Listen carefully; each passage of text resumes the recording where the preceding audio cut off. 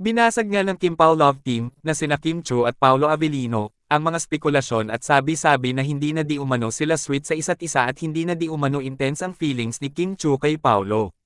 Ayon nga sa post ng isang netizen na pinag-uusapan nga sa social media.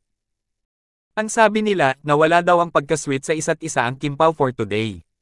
Agree ba kayo sa mga sinabi ng mga bitter ang palaya lang ang dating ng both fans ni Kimi at Pao, at mga bashers? Ayon nga sa mga netizens, na ang pagpunta at pagsuporta ni Kim Chiu sa premiere night ng movie ni Paolo Avellino na Elevator, at ang naging kilos at galawan ni na Paolo at Kim sa isa't isa sa naging recent guesting ni Paolo sa It's Showtime, ay taliwas nga di umano sa sinabi ng source ni OG Diaz.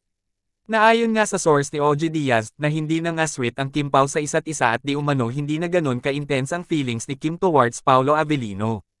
Dagdag pa nga ng mga netizens na, pati mga host, kinikilig sa kanila.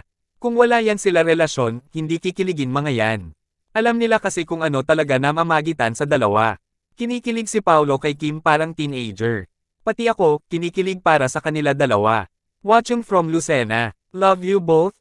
It's showtime, everyone. God bless to all. Kim Pao natin, ay muling nagparamdam ng kilig sa atin. Lahat ng showtime host, nakatingin lang sa Kim Pao at nakangiti at kinikilig lahat.